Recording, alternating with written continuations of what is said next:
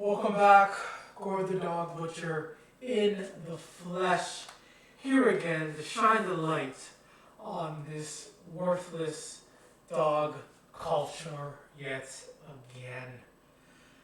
Calling this one Watch Out for Dogs on Halloween Part 3. This is Part 3.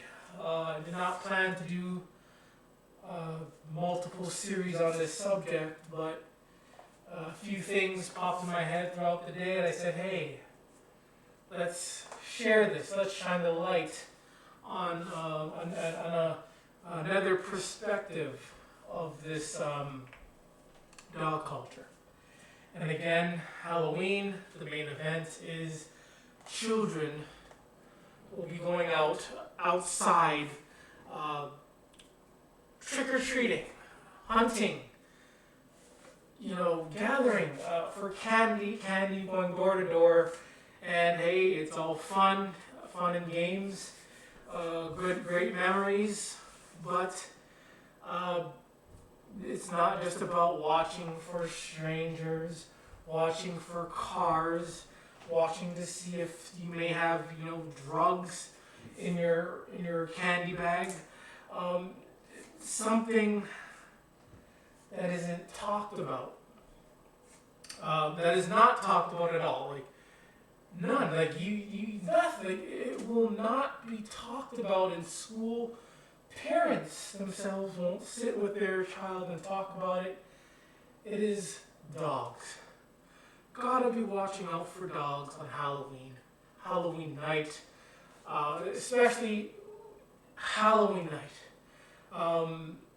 It's a time again. We are in the midst of where dognuts is just skyrocketed.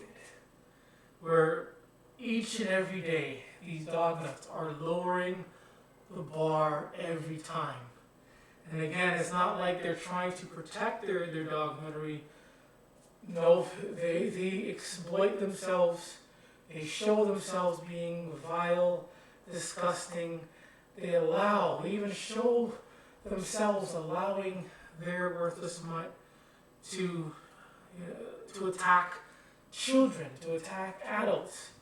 And during this Halloween, again, parents, children, teens, gotta watch out for these dogs. You really, really do. And I know I'm probably saying it over and over again, but I got to. I got to say it again and again and again and again. Just like in this dog culture, where they repeat the same dog nuttery over and over again, and guess what? They are racking up billions upon billions.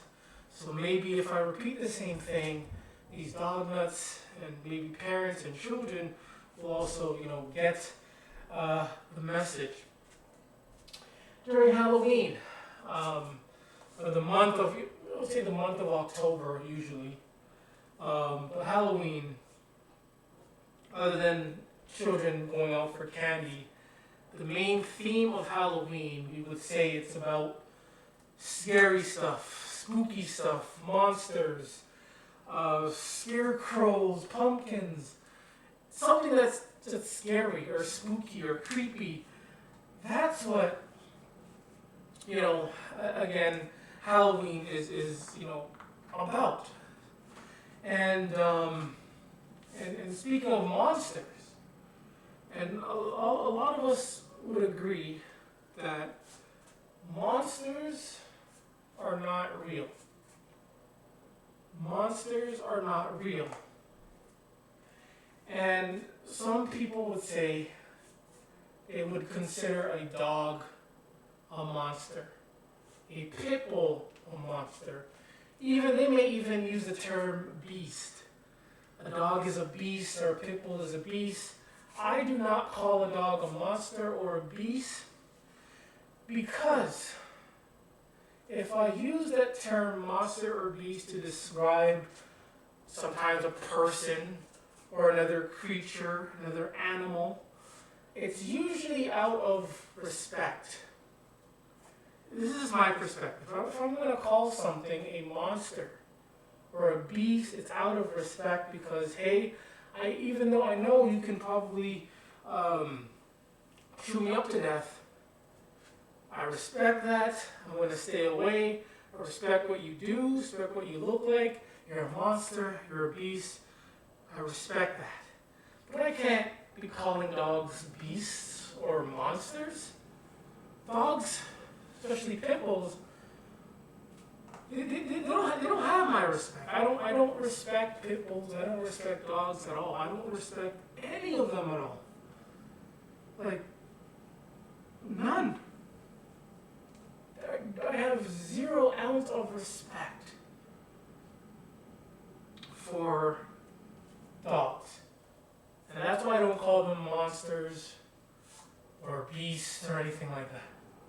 But in this, Halloween, if there's something that children, should be scared of. Obviously, it's not going to be monsters. Again, monsters aren't real. So they're not going to be scared of monsters. They're not going to be scared of any, big scary spiders. They're going to see various decorations. A lot of them aren't going to be scared of that. But one thing that children, should be scared of, should be fearful of. And again, they aren't monsters. They aren't beasts. They aren't a fairy tale. This isn't a folklore. This isn't a made-up story. Children. And I'm not saying this to scare them straight or to make them, wet their pants. But they should be scared of dogs. They should be scared of dogs. Because comparing that to monsters and stories aren't attacking children. The mummies, the witches, the wizards aren't attacking children. When you look at the reality of things, it is the dog, the pit bull, the bully breed that is attacking children. So they can laugh at all the monster stories, but in reality, even though they're not monsters, they're not beasts, but I think, and what I know is that children should be fearful, should be scared of dogs. Because they will actually attack them and potentially, if again, the dog's main goal again is to kill the child. So this isn't no fairy tale. This is real life.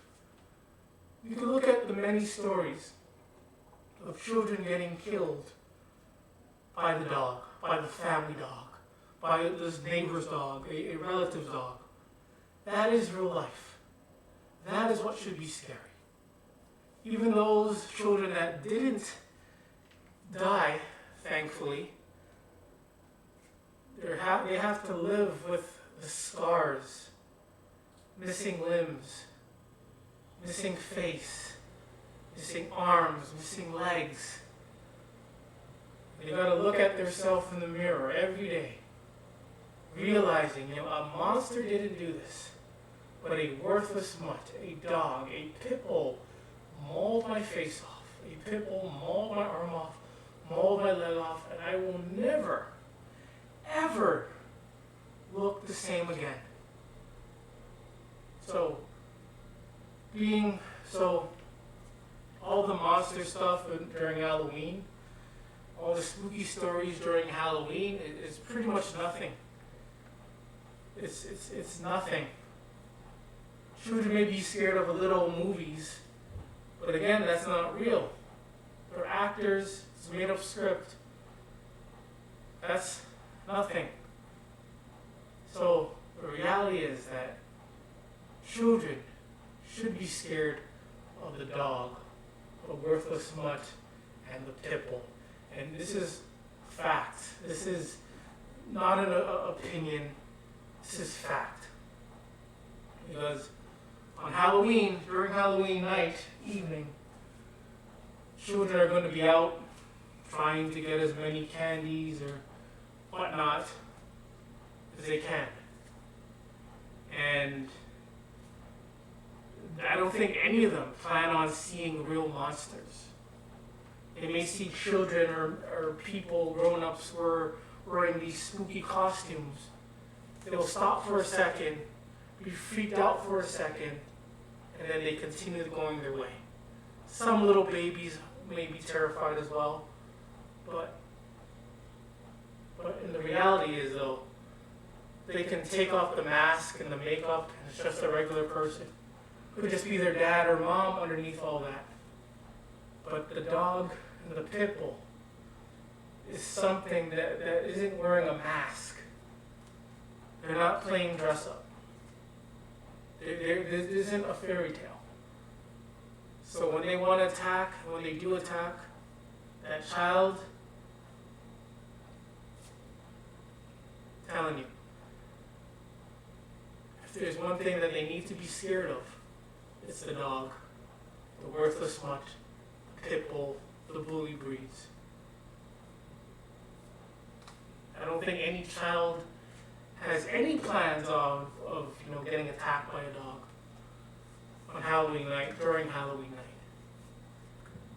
But with the surge of dogs and dog nuts, and especially these pit bull nuts or pit bull tards, there's a high chance that several children this Halloween are going to get attacked for pretty much no reason whatsoever. I wasn't going to do this, but there's something I read. There's something I read yesterday.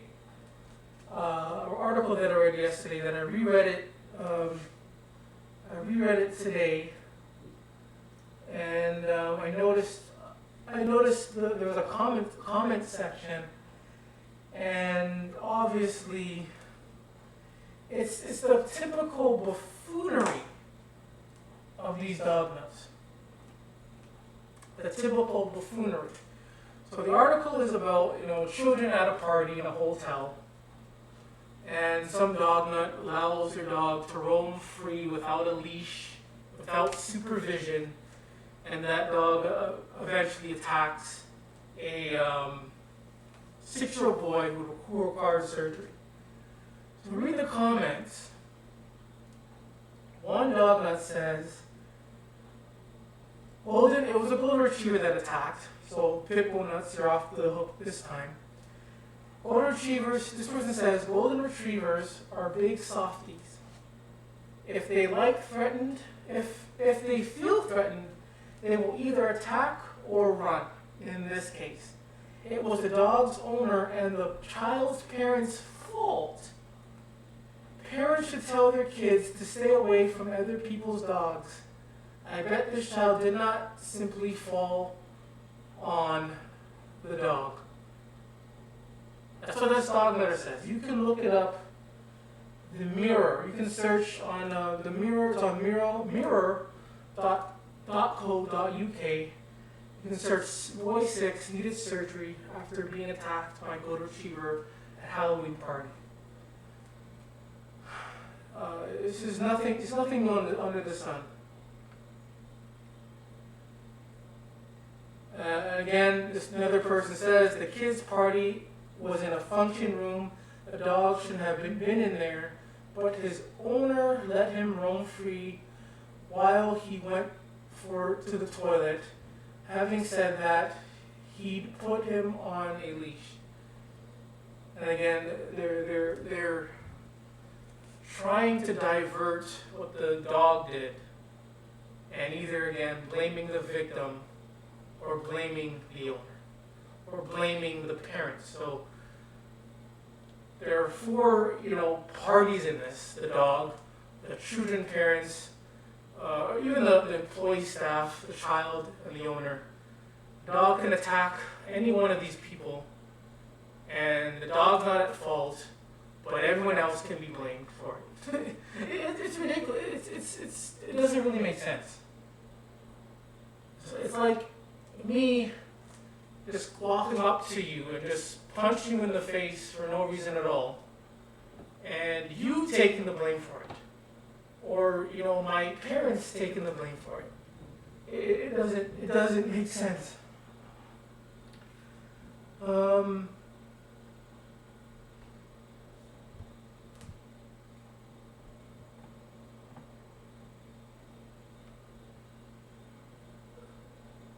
As person said, I had 3 worthless mutts, all brought up with young children. They were very gentle, protective, and loving with the children, but when I took them out, it was always on a lead and never let them loose when other people were around. Why? If this thing is so great and all of this, why are there so many precautions for this worthless mutt? It's kind of backwards. It's like it's backwards. It's like they know these things are going to attack. They know they're going to attack, but they do all these things to make sure they don't attack, and then they act like this dog is the greatest thing ever because it didn't attack. It doesn't make sense.